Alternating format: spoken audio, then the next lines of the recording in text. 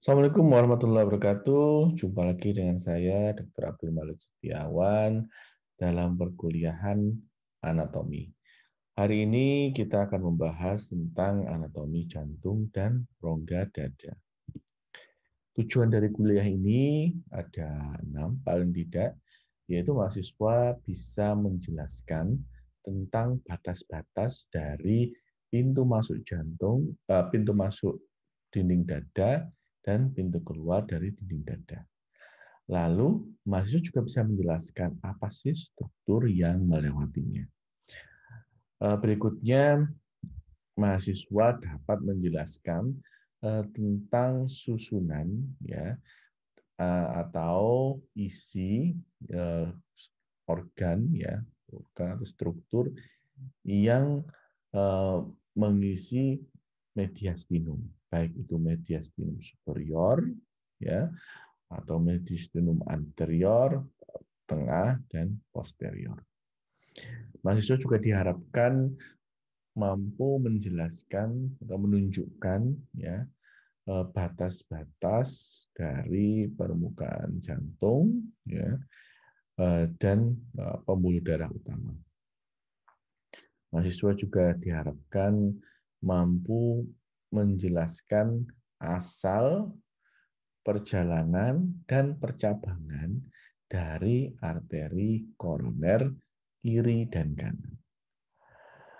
Selain itu, mahasiswa diharapkan mampu menunjukkan ciri-ciri khusus dari ruang-ruang jantung. Dan yang terakhir, dan yang tidak kalah penting, mahasiswa dapat menjelaskan tentang struktur dan posisi dari katup-katup di dalam jantung. Ada katup arterioventricular yang menghubungkan atrium dan ventricle, dan ada katup pulmonari dan aortik. Oke, tanpa basa-basi kita lanjutkan perkuliahan. Sebelumnya kita baca salah satu ayat yang diambil dari Al-Quran. Bismillahirrahmanirrahim. Iqra' bismi rabbikal ladzi khalaq. Bacalah dengan menyebut nama Tuhanmu yang menciptakan. Khalaqal insana min 'alaq. Dia telah menciptakan manusia dari segumpal darah.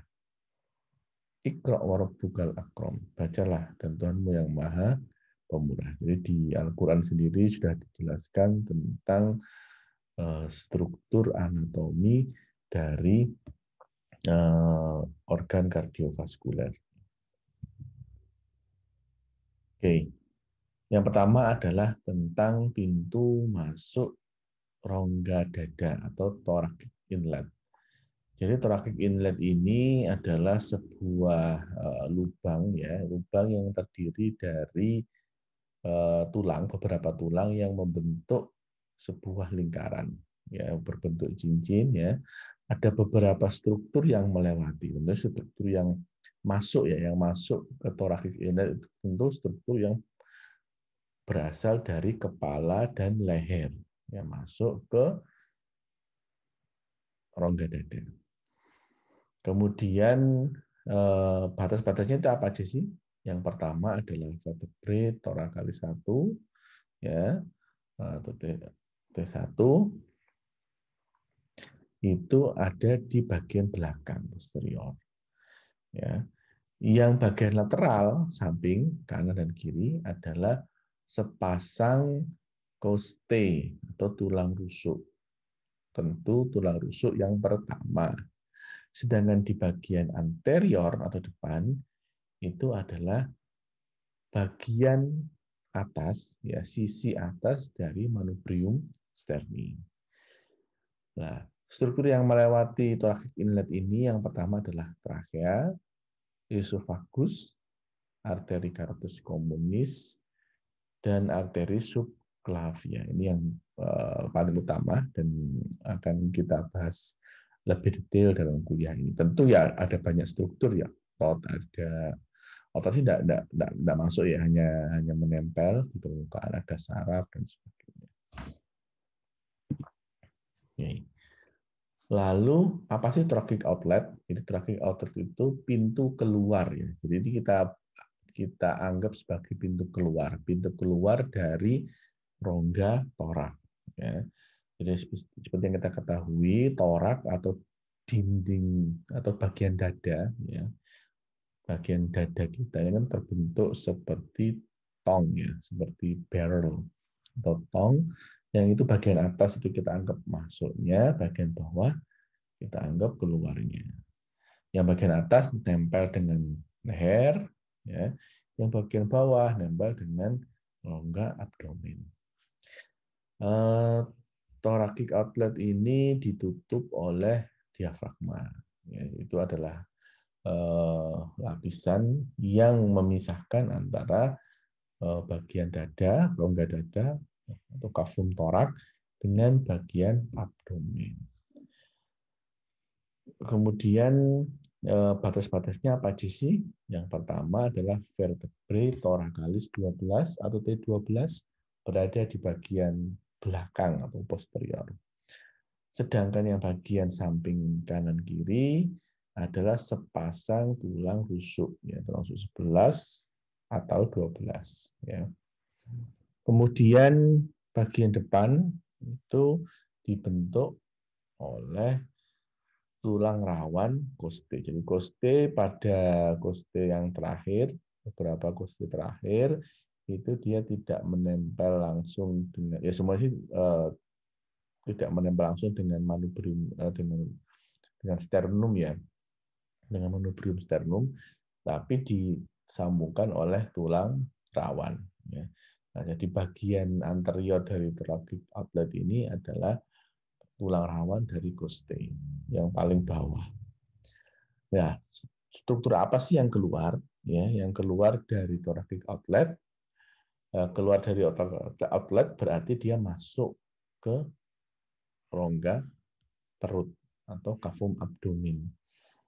Nah, yang masuk yang pertama adalah vena cava inferior, ya. Yang melewati sebenarnya, yang melewati adalah vena cava inferior, ya. Kemudian esophagus, ya, dan aorta abdominalis, ya. Saya hanya bisa mengatakan bahwa struktur yang melewati, saya tidak bisa mengatakan masuk atau keluar ya. Kalau tadi memang seakan-akan thoracic outlet itu keluar, tapi sebenarnya struktur seperti vena cava, esophagus, dan aorta abdominalis itu arahnya kan memang beda. Kalau vena cava dia kan dari perifer menuju ke jantung. Jadi bisa dikatakan dia dari abdomen masuk ke torak. Sebaliknya, esophagus dan aorta abdominalis, ya, dia bisa dikatakan dia keluar dari kafum torak dan masuk ke rongga abdomen. Karena dia kan kalau aorta ya dia dari jantung keluar, turun ya dari jantung turun ke kafum abdomen untuk memberikan percabangan pada kafum abdomen dan seterusnya. Organ abdomen dan seterusnya. Sedangkan esophagus ya tentu dari mulut masuk ke rongga dada melalui thoracic inlet dan keluar ke abdomen atau masuk ke abdomen. Ya, mana yang kalian pilih? Keluar dari rongga torak dan masuk ke rongga abdomen. Ya. Oke. Nah, ini gambarannya. Jadi ini adalah rongga torak, ya, rongga torak. Ini tentu bagian depan, ya, karena ada sternum, ya. Dan ini adalah bagian belakang, karena ada vertebrae. Ya. Nah, jadi bisa kita lihat kalau bagian depan, sekarang kita bahas thoracic inlet dulu. Kalau thoracic inlet tentu batasnya atau pintunya dibentuk oleh vertebrae thoracalis 1, bagian belakang, sisi atas dari corpus manubrium sternum, ya. Kemudian di sisi lateral kanan kiri berasal dari tulang rusuk atau koste pertama atau koste 1. Tuh, ya.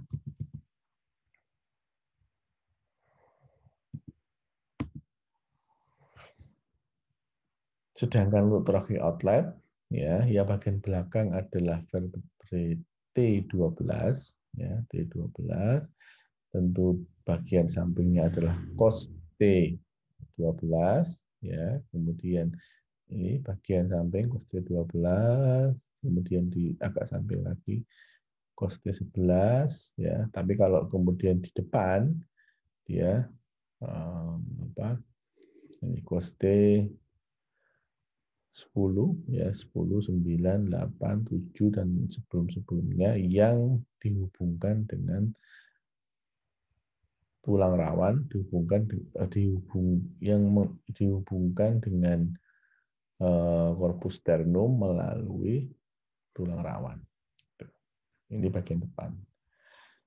Jadi kenapa kita mempelajari apa itu thoracic inlet, apa thoracic outlet, ya, karena ini kepentingannya adalah untuk menentukan struktur atau organ yang berada di dalam rongga dada. Jadi semua struktur yang di luar thoracic inlet, sebelum thoracic inlet, dan sesudah thoracic outlet itu tidak termasuk struktur organ dari rongga dada atau cavum thorax. Oke, kuis silakan dijawab.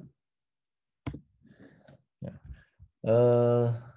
oke, tadi kita sudah membahas pintu masuk dan pintu keluar, itu hanya untuk menunjukkan batas atas dan batas bawah.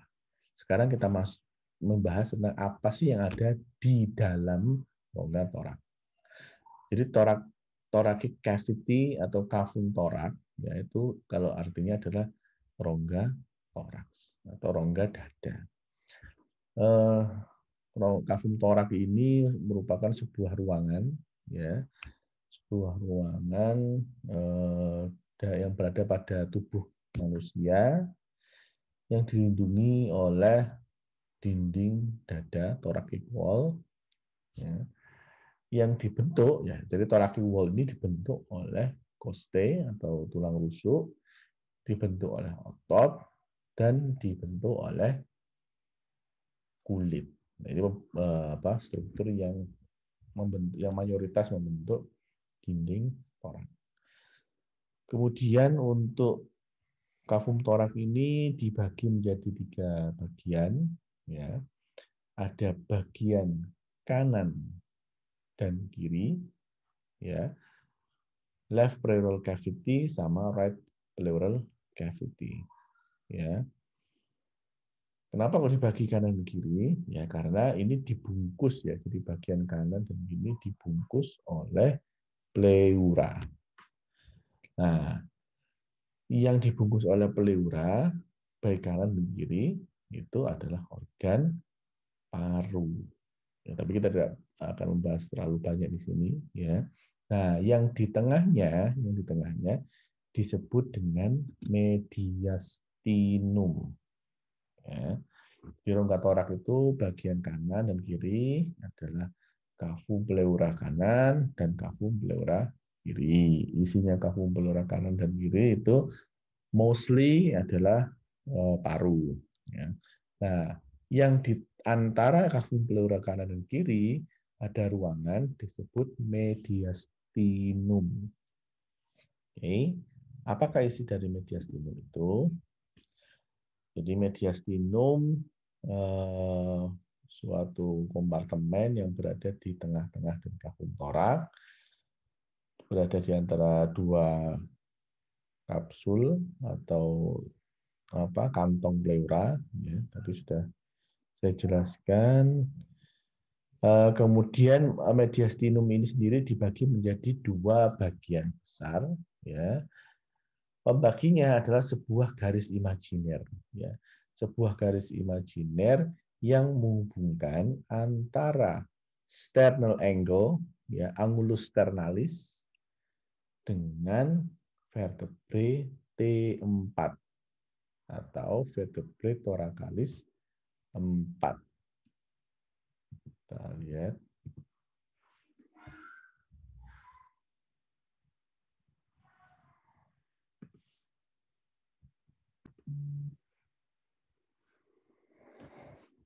Ya, jadi ini adalah sternum. Ya, sternum ini terdiri dari manubrium sterni dan corpus sterni.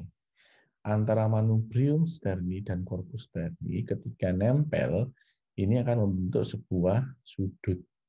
Ya, sebuah sudut. Nah, sudut ini disebut dengan angulus sternalis. Jadi sudut angulus angle ya. Kalau angel kan malaikat ya. Jadi angle pada sternum disebut angulus sternalis. Nah, antara angulus sternalis dengan vertebrae thoracalis 4, 1, 2, 3, 4 ini ya.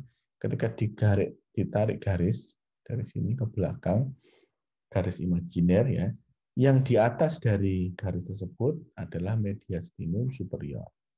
Yang di bawahnya adalah mediastinum inferior. Ya. Kemudian untuk mediastinum inferior sendiri dibagi menjadi 3 bagian. Ya, 3 bagian: anterior, middle, ya, medialis, dan posterior. Jadi kalau misalnya kita ngomong mediastinum anterior, mediastinum posterior, mediastinum medialis, itu berarti dia berada pada mediastinum inferior. Tapi kalau kita ngomong mediastinum superior, berarti cuma 1. Nah, nih ya. Ini manubrium sterni, ini corpus sterni, di antaranya ada sudut, ditarik garis ke belakang pada thoracalis 4, di bagian atasnya disebut mediastinum superior, di bagian bawahnya disebut mediastinum inferior. Batasnya kalau mediastinum superior adalah thoracic inlet dan garis imajiner. Sebaliknya, kalau batas dari mediastinum inferior, batas atasnya adalah garis imajiner, T4 angulus sternalis, batas bawahnya adalah diafragma. Atau bisa kita jawab, batas bawahnya thoracic outlet, juga boleh. Ya. Nah, untuk mediastinum inferior yang bawah, kalian dibagi 3 tadi kan. Jadi ada anterior, ya, kemudian ada medialis, dan ada posterior. Oke, sekarang apa sih yang berada di mediastinum superior, atau apa sih struktur-struktur yang ada di situ atau yang melewati? Ya, karena ada beberapa struktur yang juga terdapat di superior dan inferior karena lewat. Ya, ada struktur yang hanya ada di mediastinum superior. Jadi yang ada bisa dibagi menjadi 3, ya, ada pembuluh darah, kemudian ada syaraf, dan ada organ. Kalau pembuluh darah berarti kan ada arcus aorta, ya, karena dari jantung itu kan ada aorta ascendent, kemudian melingkar, ini lingkarannya ini berada di mediastinum superior, disebut dengan arcus aorta. Kemudian ada vena cava superior, ya, karena vena cava superior ini masuk ke jantung, ya, dari atas. Terus untuk saraf ada vagus, venicus, dan nervus cardialis. Kalau organ ada timus, ya, timus berada di mediastinum superior. Kalau trakea dan thoracic duct, ya, trakea ini untuk saluran pernafasan, ya, dia lewat, ya, lewat saja karena di mediastinum inferior juga ada. Tuh, ya. Sama juga ductus thoracalis. Oke, kita lihat arcus aorta, ya. Jadi arcus aorta ini merupakan apa ya? Aorta, ya, aorta ascendens yang melingkar. Jadi ini adalah jantung, ya. Pembuluh darah arteri yang keluar dari jantung itu ada 2. Yang pertama arteri pulmonalis yang menuju paru, dan ada aorta. Ya, aorta yang meninggalkan ventrikel kiri ya disebut aorta ascendent. Tapi nanti akan lebih jelasnya terkait ventrikel. Kalian dengarkan dulu saja ya. Jadi setelah aorta ascendent ya itu kemudian melingkar untuk menukik ke bawah. Ya, menukik ke bawah. Nah, lengkungan ini disebut dengan arcus aorta. Ya, arcus aorta. Nah, arcus aorta ini memiliki percabangan. Dia bercabang ya. Percabangan yang pertama adalah arteri brachiosephalika ya. Brachiosephalika ini. Percabangan kedua adalah arteri carotis communis ya. Arteri carotis communis. Percabangan ketiga arteri subclavia. Ya, arteri subclavia. Jelas ya. Jadi ada 3. Nah, karena ada 3 ini, ya 3 ini memang sebenarnya tidak imbang ya antara yang kanan dan yang kiri. Yang ini kanan ya, ini kanan, ini kiri. Yang kanan percabangannya cuma 1, sementara yang kiri percabangannya 2. Nah, bedanya apa? Jadi, kalau yang kiri tidak ada arteri brachiosephalika. Ya, adanya hanya di bagian kanan. Karena adanya cuma 1, maka dia tidak disebut ini dextra atau sinistra. Disebutnya hanya arteri brachiosephalika. Ya. Nah, tapi arteri brachiosephalika ini kemudian bercabang.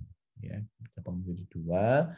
Yang pertama arteri carotis communis dextra, ya, dan arteri subclavia dextra. Tapi kita tidak membahas itu di sini. Ya. Nah, sebaliknya untuk arteri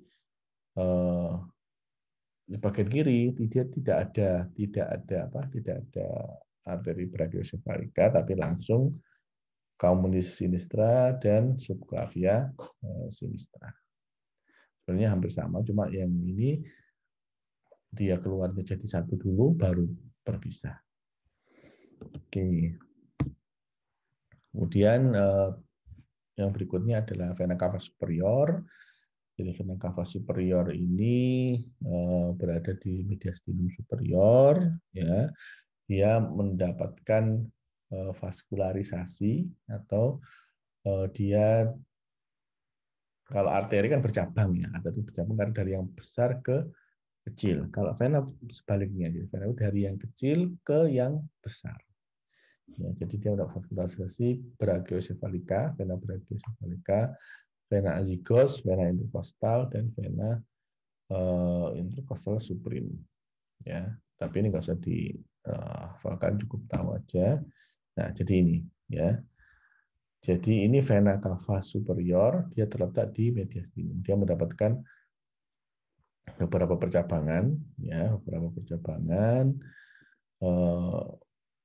Vena brachiosephalika sinistra, dextra, vena cava ini vena cava ya. Dia mendapat percabangan brachiosephalika dextra sinistra, vena azygos, dan beberapa vena lain. Oke.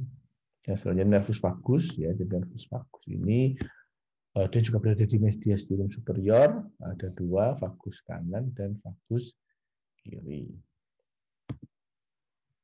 Ini berada di mediastinum superior, ya,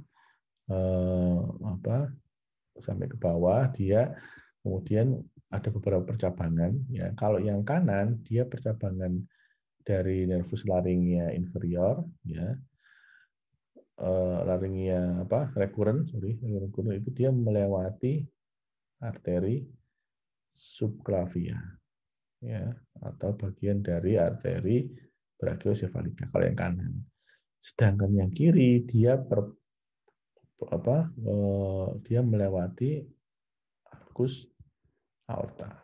Ya, kalau kalian tanya kenapa, ini terkait dengan embriologi. Ya, karena awalnya memang pembuluh darah itu kan tidak seperti ini ketika bayi. Ada perputaran-perputaran nanti yang akan dijelaskan di kuliah embriologi. Selanjutnya ada beberapa saraf ya yang berada di mediastinum superior. Nah, ini gambarannya nervus phrenicus ke bawah, dia mempersarafi diafragma, nervus vagus ya tadi dia akan mempersarafi jantung ya. Kemudian ini ada larynx recurrent karena dia balik ya. Balik untuk menginervasi dari laring. Ya. Kemudian tadi sudah superior, sekarang kita ke inferior. Tapi karena inferior sudah dibagi, jadi langsung ke masing-masing bagian. Yang pertama adalah mediastinum anterior. Jadi mediastinum anterior ini berisi beberapa struktur utama, ya, yang pada anak-anak itu masih ada, tapi pada dewasa akan hilang, yaitu timus. Ya, ini berada di mediastinum mediastinum anterior. Ya, berikutnya adalah mediastinum medialis. Ya, mediastinum medialis ini paling crowded di antara mediastinum anterior, medialis dan inferior, karena dia berisi beberapa struktur yang sangat penting. Yang pertama adalah ada jantung di situ, ya. Kemudian jantung dibungkus oleh lapisan, ya, lapisan. Kalau paru dibungkus pleura, kalau jantung dibungkus lapisan namanya perikardium. Nah, kemudian ada bifurkasio trachea, jadi percabangan trachea ada di mediastinum medialis juga. Kemudian ada bronkus, ya, dari percabangan trachea menjadi bronkus. Setelah itu, setelah dari bronkus menjadi bronkiolus dan alveolus, dia berada di paru. Kalau dia di paru, dia tidak masuk di mediastinum, dia nanti masuknya di cavum pleura. Kemudian saraf, ya, saraf ada plexus cardiac, ya, kemudian nervus phrenicus kanan dan kiri. Oke, ini gambarnya. Ini mediastinum medialis, ya. Ada perikardium, lapisan pembungkus jantung, di dalamnya ada jantung, ada nervus phrenicus, ya, dilewati dari atas ke bawah. Kemudian nervus phrenicus ini dia menginervasi diafragma, ya, dia mengatur diafragma naik turun, itu adalah nervus phrenicus. Selanjutnya mediastinum posterior, ya, posterior ini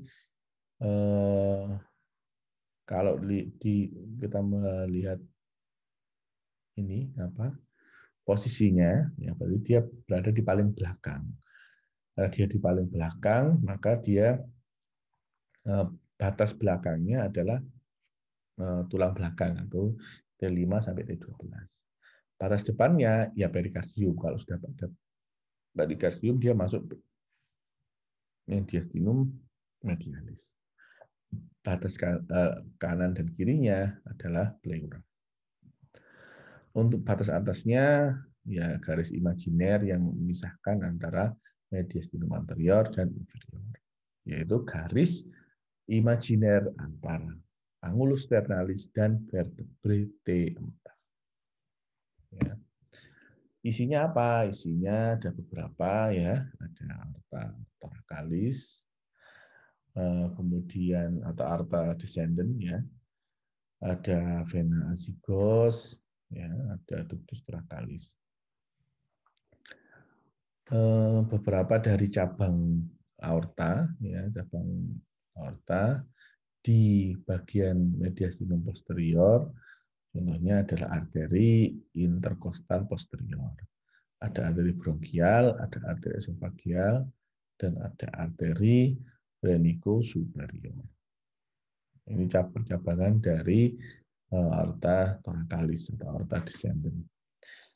Jadi aorta itu kan setelah nuke aorta dia turun, ya karena turun dia dinamakan aorta descendens. Nah, kalau ini aorta ascendens. Tapi aorta descendens sendiri ketika dia berada di torak, dia juga diberi nama atau punya nama lain aorta thoracalis. Nanti di bawah ketika melewati, jadi aorta kan ketika di rongga dada terus melewati mediastinum, nanti namanya berubah menjadi aorta abdominalis.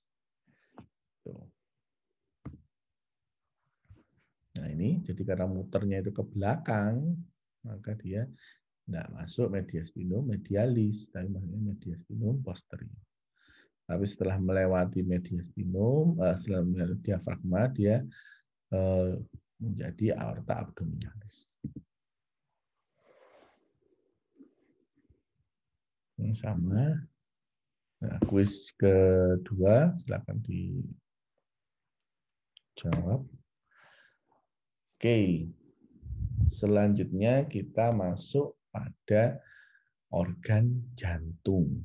Ya, jadi jantung ini sebuah rongga, ya, sebuah rongga yang terdiri atau terbuat dari otot, ya, dibuat dari otot yang berfungsi sebagai pompa. Posisinya dia berada di mediastinum medialis. Ya. Jadi ada otot yang berongga yang ketika dia kontraksi dia akan memompa. Itu disebut, itulah jantung.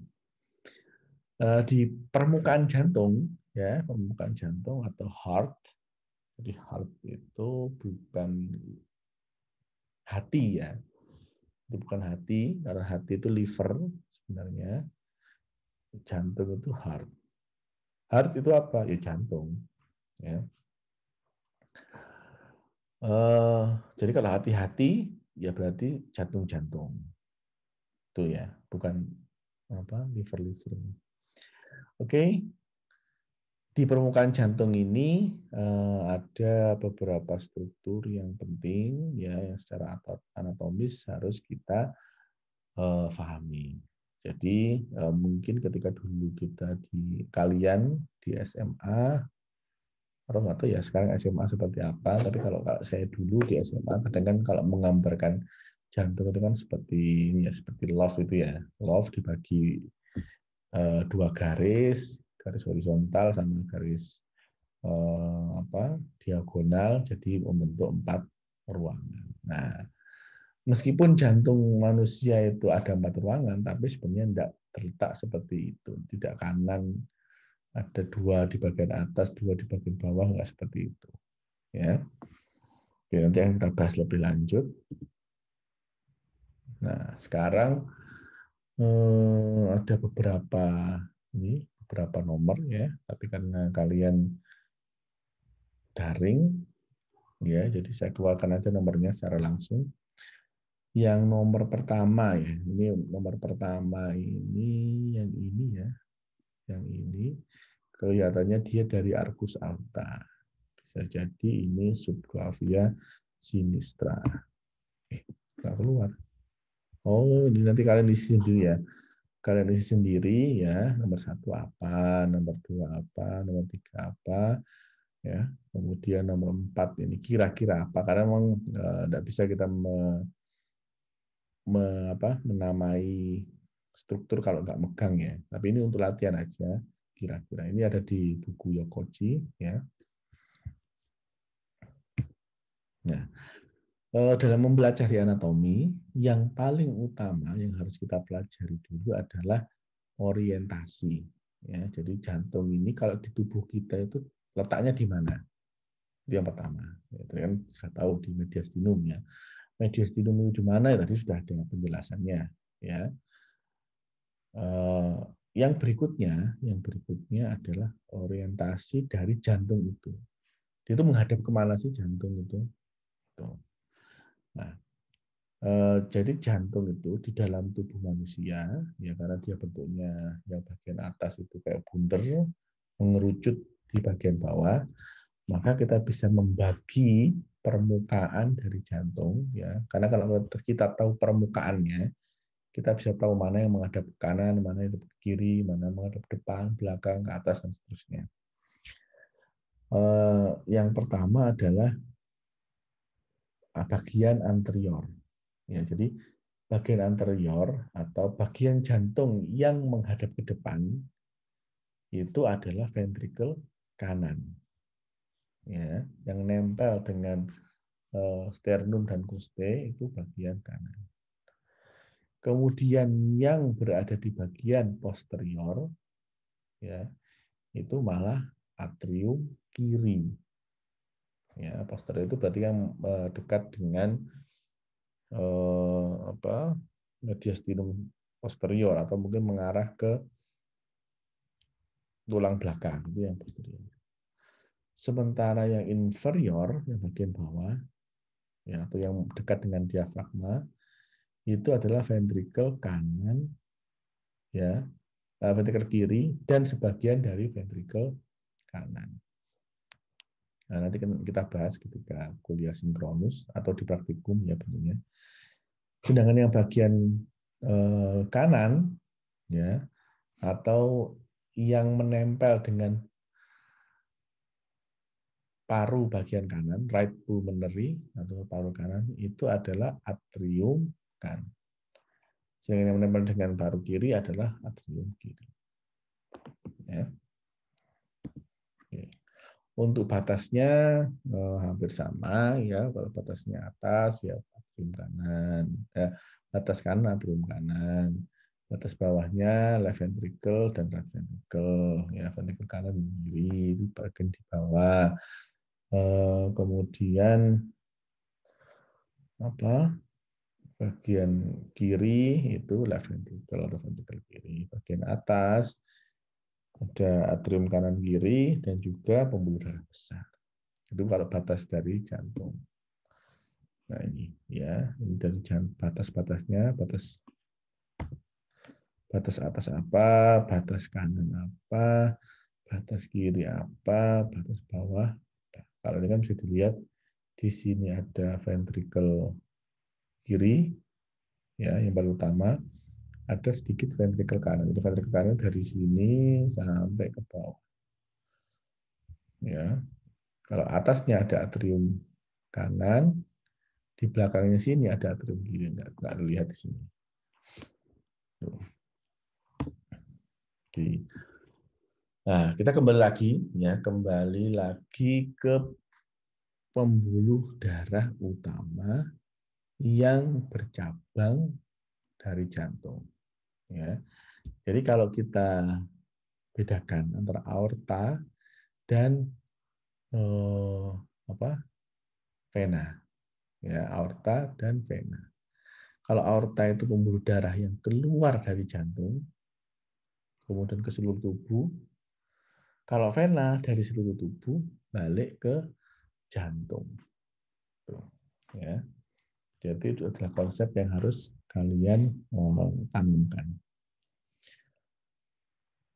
Jadi percabangan dari aorta seperti yang sudah saya jelaskan di awal tadi, ada arteri brachiosephalika. Atau kalau di bahasa Inggrisnya dikenal juga dengan trunkus brachiosephalika atau brachiocephalic trunk. Jadi percabangan pertama. Percabangan kedua adalah arteri carotis communis sinistra. Percabangan ketiga adalah arteri subclavia sinistra. Ya. Nah, sementara brachiosephalika sendiri dia memiliki dua percabangan, arteri carotis communis dextra dan arteri subclavia dextra. Yang pertama adalah aorta, ya. Yang kedua yang kita bahas adalah arteri dan vena pulmonar. Nah, seperti yang kita ketahui tadi yang sudah saya jelaskan, arteri itu pembuluh darah yang keluar dari jantung, sedangkan vena pembuluh darah yang masuk ke jantung.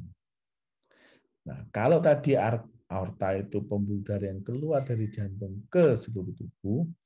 Yang kedua ini adalah pembuluh darah arteri yang keluar dari jantung tapi tidak ke seluruh tubuh, hanya menuju ke paru kanan dan paru kiri, kemudian balik lagi ke jantung dan disebut vena pulmonalis. Ya, jadi ini setelah dari atrium kanan, atrium kiri, ya atrium kanan, kiri, ya atrium ventrikel kanan, ya dia keluar ke jantung ini, ya ini kan masuk sini, ini kan vena cava, masuk atrium kanan, masuk ke ventrikel kanan, kemudian lewat sini bercabang dua, arteri pulmoner kanan dan pulmoner kiri, kemudian ke paru, ya misalnya ini ada paru, kemudian dia kembali ke jantung pada arteri ya vena pulmonalis kanan dan kiri, masuk ke atrium kiri, kemudian ke ventrikel kiri, ya terus disemburkan. Ini di sini kan kayaknya di depan ya, depan, tapi ada belakangnya jalur menuju ini aorta ascendens, arcus aorta, aorta descendens atau aorta ini muter ke sini atau aorta thoracalis. Tuh, ya.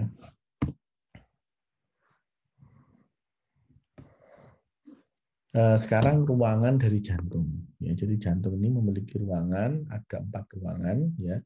2 atrium atau kalau di SMA bahasanya 2 serambi, ya serambi.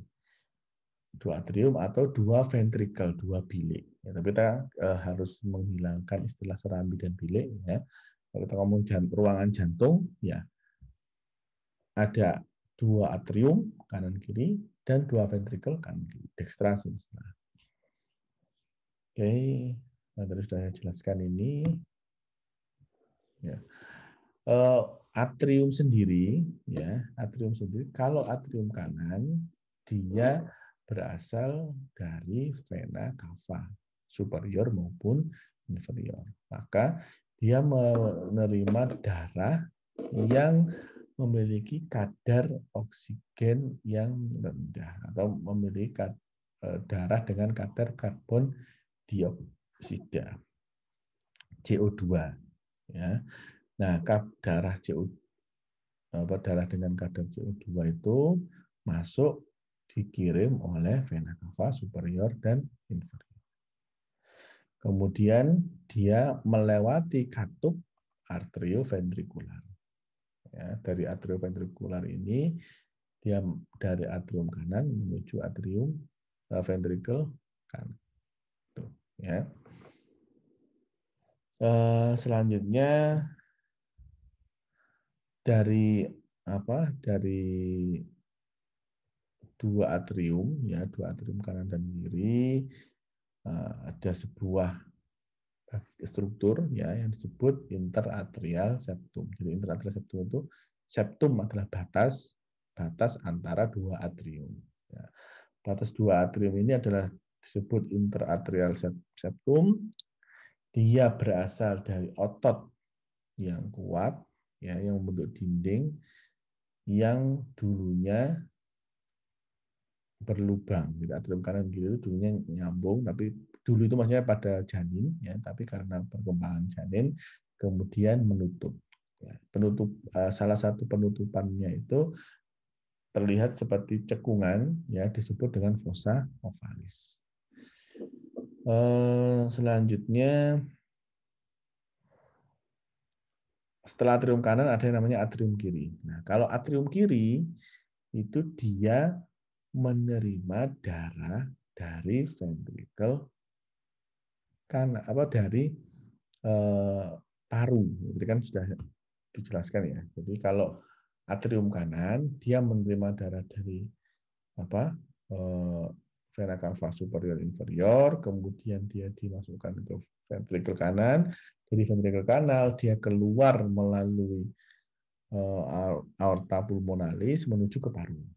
Setelah paru, CO2-nya dilepas, kemudian mengikat O2.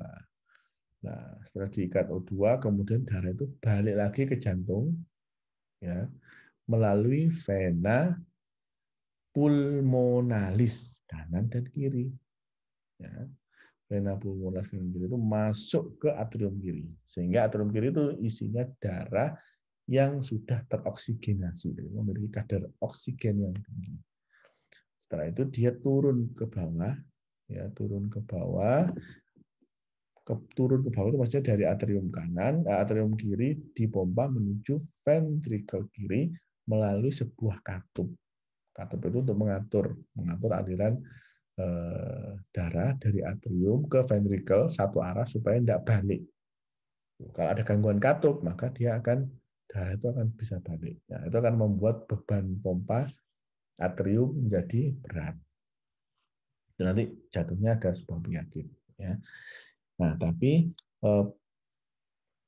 katup ini, ya, katup atrioventrikular yang kiri itu disebut dengan katup mitral. Ya. Sedangkan katup yang menghubungkan atrium kanan dan ventrikel kanan disebut katup trikuspid. Nah, ini gambarnya. Jadi atrium kanan dapat darah, ya, dinding dari katup interventrikular, interatrial, ada cekungan disebut fossa ovaris. Dari atrium ini kemudian dia masuk ke ventrikel kanan. Di ventrikel kanan dia melewati katup. Katupnya namanya katup trikuspid. Ya. Sedangkan yang dari atrium kiri ke ventrikel kiri disebut katup mitral. Nah, ketika masuk katup itu membuka, ketika selesai katup itu menutup. Nah, ketika katup penutup baik mitral maupun trikuspid itu akan menimbulkan bunyi. Jadi ketika menutup itu dup. Nah, bunyi dup ini adalah bunyi jantung. Jadi kalau misalnya kalian sudah punya stetoskop, coba kalian dengarkan di rongga dada kalian, ya, ada bunyi lebdup, lebdup, lebdup. Nah, lebdup, lebdup ini adalah bunyi jantung. Yang mana bunyi jantung satu, mana bunyi jantung kedua, nanti akan dibahas lebih lanjut.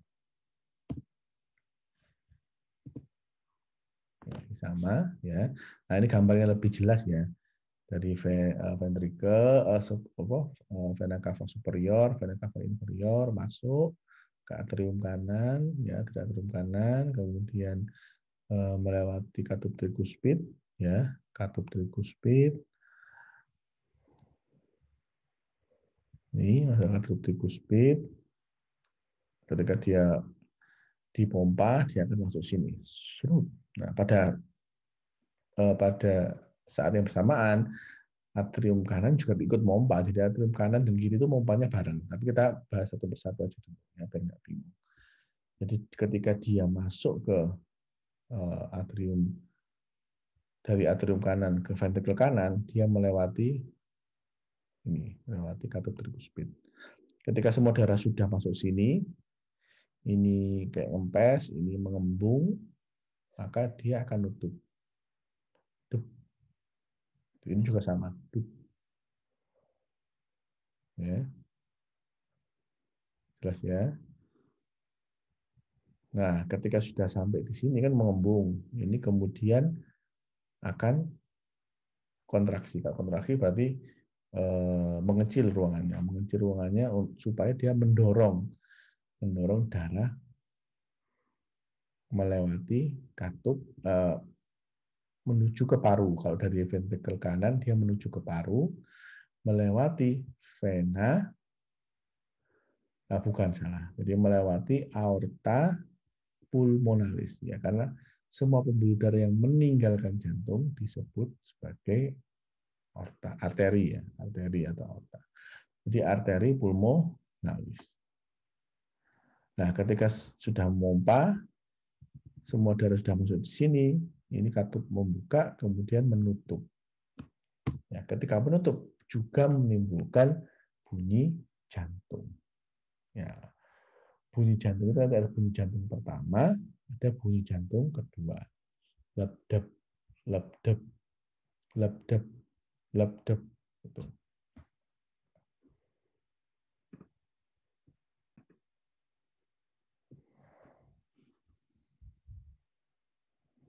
Jadi suara jantung pertama itu ketika menutupnya katup trikuspid dan katup mitral. Ini bunyinya loop. Gitu. Jadi setelah atrium kanan dan kiri, ini dia kontraksi ya. Kontraksi berarti dia memeras darah dari sini ke sini dalam waktu yang bersamaan. Setelah darah masuk ke kedua ventrikel, ini kan jadi kempet. Ini mengembung, ini juga mengembung. Nah, ketika ini mengembung, otomatis dia nutup.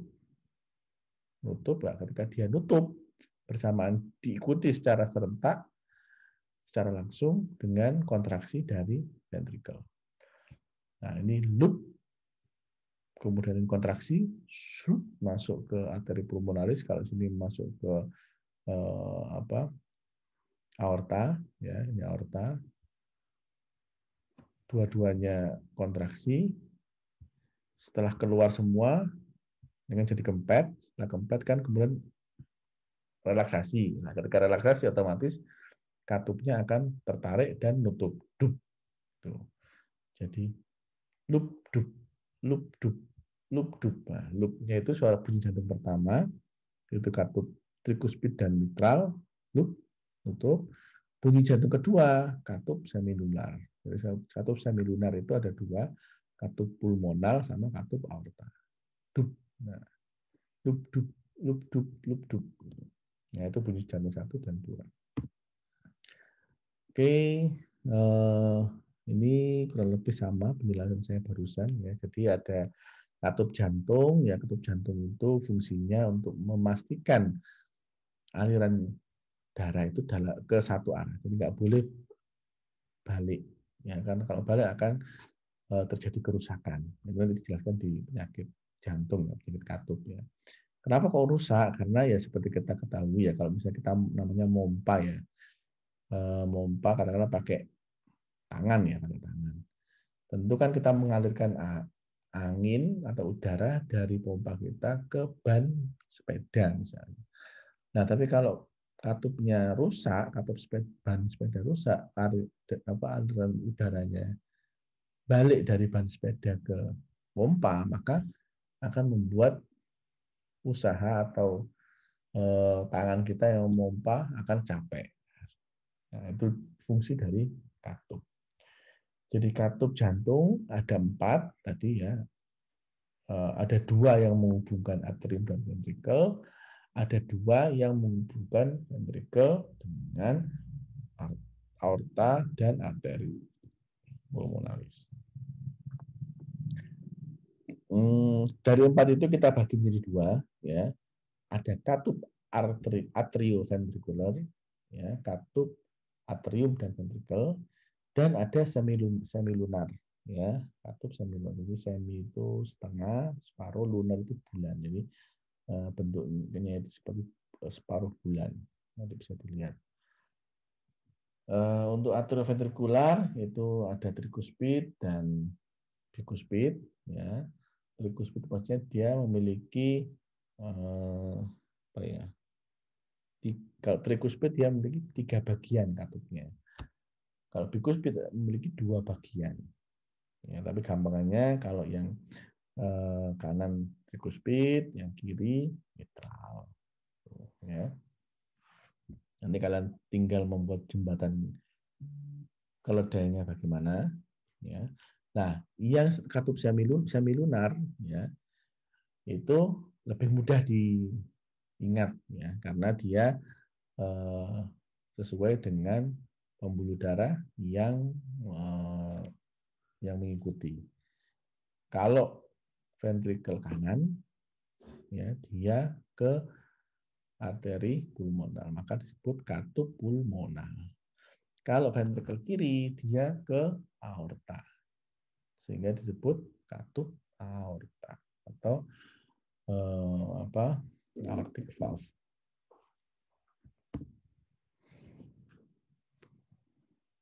Nah, masih sama. Oke, ini gambaran katupnya, ya, gambaran katupnya dia dibentuk oleh ini kuspit, ya. Kuspit ini sebuah otot yang diikat dengan musculus papillaris, ya, dan chorda tendineae. Jadi musculus papillaris ini merupakan bagian dari otot dari jantung, ya. Sedangkan yang seperti benang-benang ini disebut chorda tendineae. Kenapa kok jadi kayak bolong-bolong gini? Ya karena ini sebelumnya ketika masih janin itu tidak seperti ini. Jadi dia bagian dari katup, tapi karena kena aliran darah, maka akhirnya dia membentuk trabekule supaya bisa jalannya darah itu tidak terhambat. Untuk katup semilunar sama, ya, ada katup pulmonal sama ada katup aorta. Ini, ya, jadi ini semilunar kan kayak bulan, ya, bulan tapi separuhnya, ya. Nah, di katup aorta, ya, di katup aorta ini dia memiliki lubang, ya, memiliki lubang. Nah, lubang ini adalah tempat mengalirnya darah, ya, menuju ke arteri koronaria. Jadi kan kita tahu jantung itu kan memompa darah supaya sel darah yang mengandung oksigen itu bisa menyebar ke seluruh tubuh supaya oksigen dalam hemoglobin itu bisa disebarkan ke sel-sel di seluruh tubuh.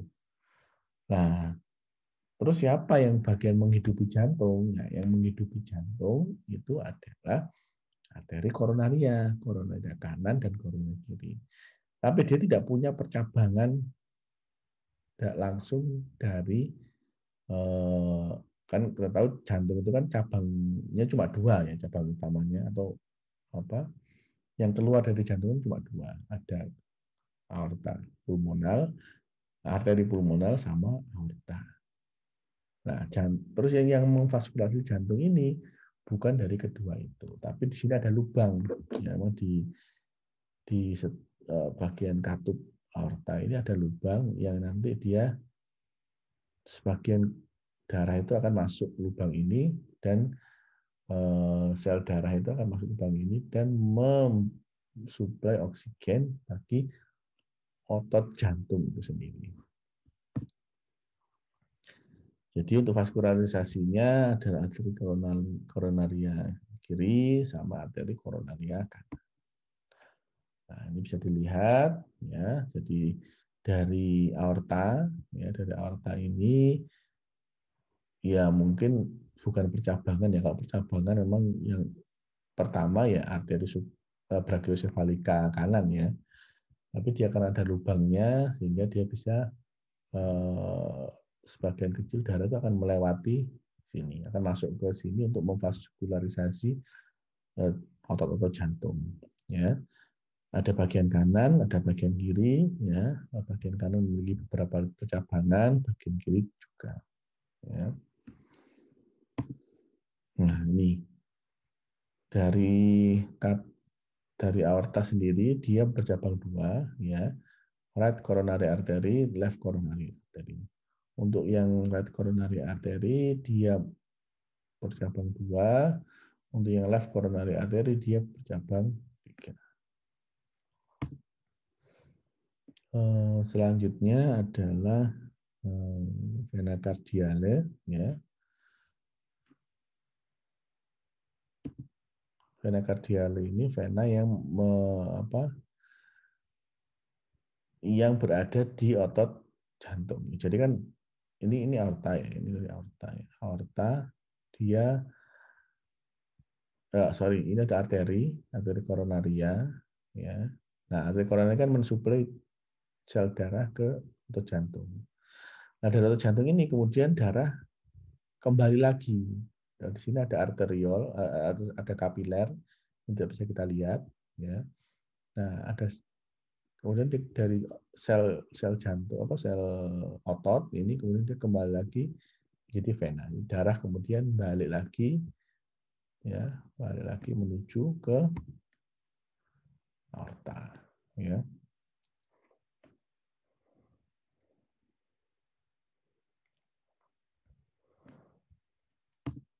Oke, ini kuis yang terakhir.